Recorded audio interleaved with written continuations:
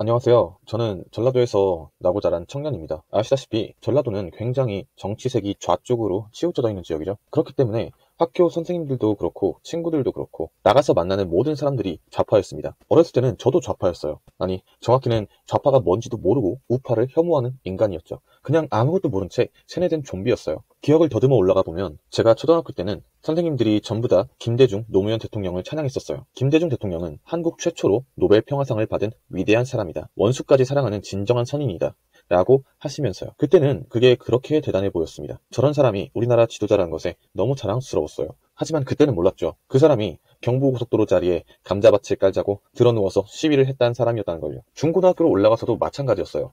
저와 선생님들, 친구들 모두 좌파에게 세뇌되어서 세뇌당한지도 모르고 살아가는 사람들이었거든요. 이명박, 박근혜를 욕하고 비판하면 깨어있는 시민, 진짜 민주주의를 사랑하고 독재에 저항하는 멋있는 사람, 김대중 노무현 대통령을 조금이라도 비판하면 일배충. 이것이 우리 지역의 당연한 분위기였습니다. 그런데 어느 순간부터 저는 그런 의문이 들기 시작하더라고요. 왜 그런 거 있잖아요.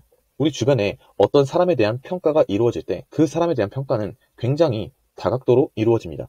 누군가한테 들었을 때는 좋은 사람, 착한 사람, 정의로운 사람이라고 들었었는데 막상 내가 겪어보니 내 기준에서는 그냥 위선자 또는 착한 척 코스프레하는 사람이었던 경우도 있었고 이 반대의 경우도 꽤 있었습니다. 이렇듯 사람에 대한 평가는 굉장히 주관적이고 각각이 가진 가치관에 따라서 판이하게 달랐습니다. 그렇다면 고작 내 주변의 사람들만 해도 이런데 저 위에 있는 사람들은 우리와 같은 사람 아닙니까? 그 사람들은 정말로 한쪽은 선하기만 하고 한쪽은 악하기만 할까요? 그래서 한쪽에 치우쳐진 의견만 듣는 것이 아니라 반대쪽의 의견도 들어보고 내가 직접 판단해야겠다라고 생각했어요. 이승만, 박정희 대통령을 폭군이고 독재자라고 표현했던 우리 지역의 선생님들의 이야기는 지겹도록 들었으니 이승만, 박정희 대통령이 이 나라의 자유민주주의를 수호하고 경제 발전을 이룩했다고 주장하는 다른 학자들의 이야기를 들어보고 싶었어요.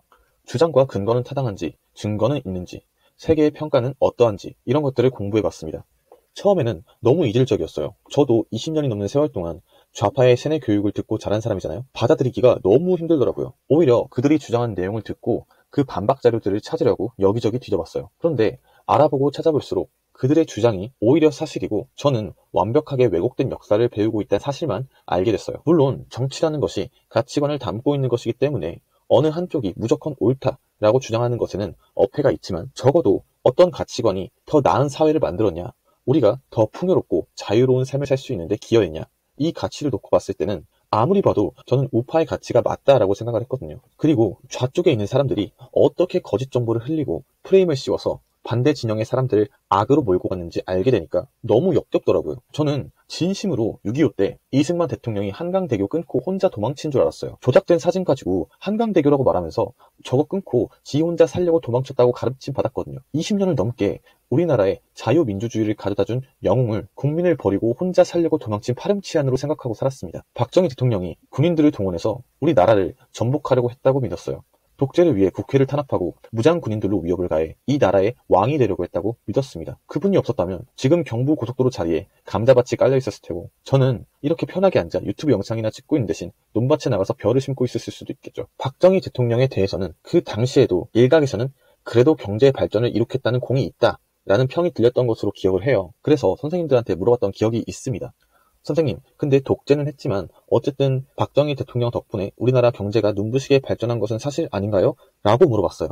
그랬을 때 돌아오는 대답은 그 시기는 세계 경제가 모두 발전을 이루는 시기였다. 가만히 있어도 그 자리에 누가 있었어도 우리나라 경제는 발전할 수밖에 없었다. 였어요. 그때 당시에도 납득하기 어려웠으나 이제는 확실히 알았죠. 여러분, 세상에 저절로 그냥 이런 게 있던가요?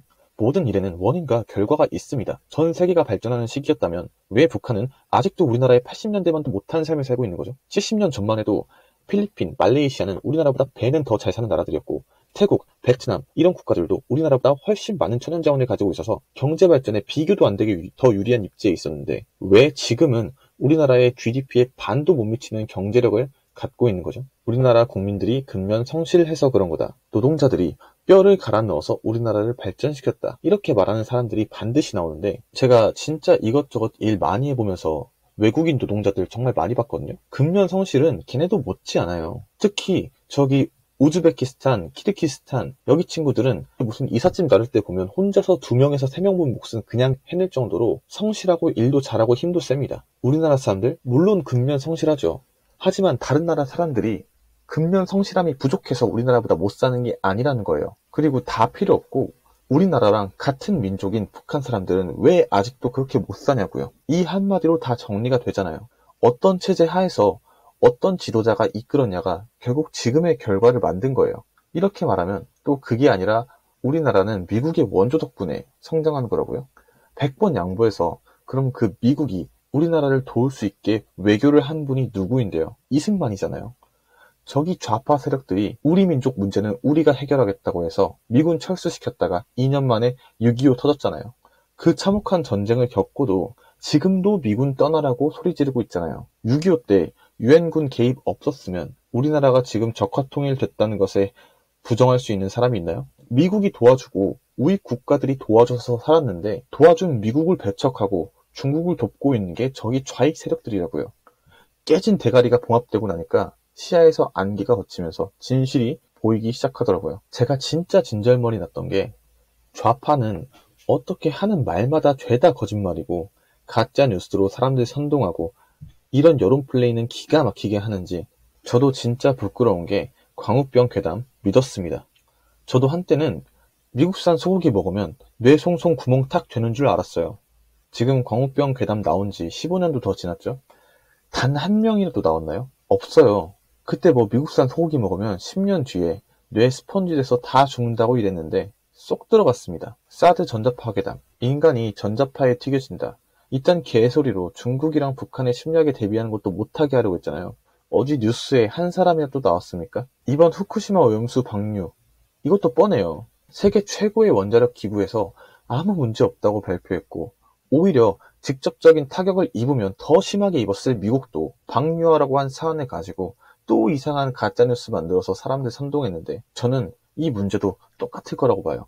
이렇게 당하고 나니까 그냥 이제 정확히 내가 어느 쪽에 서야 하는지 명확하게 보이더라고요. 거짓말을 사실인 것 마냥 퍼뜨리는 사람들을 믿을 수는 없잖아요. 한두 개여야죠. 이쯤 되니까 도대체 어디서부터 어디까지가 진실이고 거짓말인지 내가 지금까지 무엇을 믿고 살아왔는지 너무나 혼란스러웠습니다. 이제는 그들이 말하는 모든 것이 거짓말처럼 보였습니다. 5.18은 진짜 민주화 운동일까? 일제는 정말로 그렇게 잔악무도했을까? 독립운동가들의 실체는? 이런 모든 것들이 다 의심되기 시작하더라고요. 그래서 조사해봤습니다. 이것에 대한 진실과 가치 판단은 다음에 따로 영상으로 다루도록 하고요.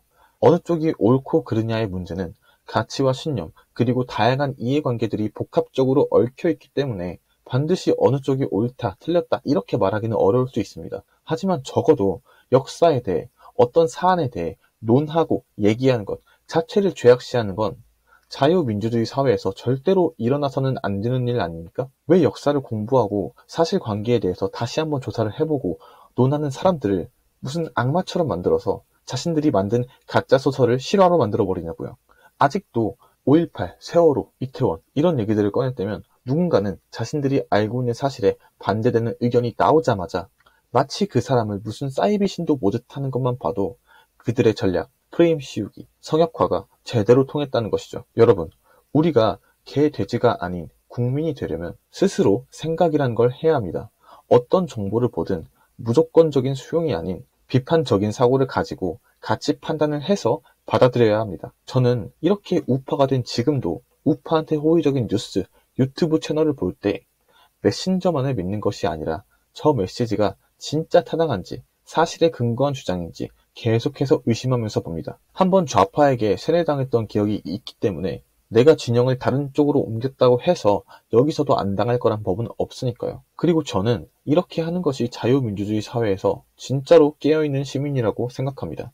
사리 분별과 사안에 대한 가치 판단을 남이 내려준 것에 무지성으로 동조하는 것이 아닌 스스로 생각해서 판단하고 의사를 결정할 줄 아는 것, 나의 가치관을 잡고 신념에 따라 행동할 줄 아는 것, 그것이 바로 진짜 자유민주주의가 추구하는 국민의 정체성이 아닐까요?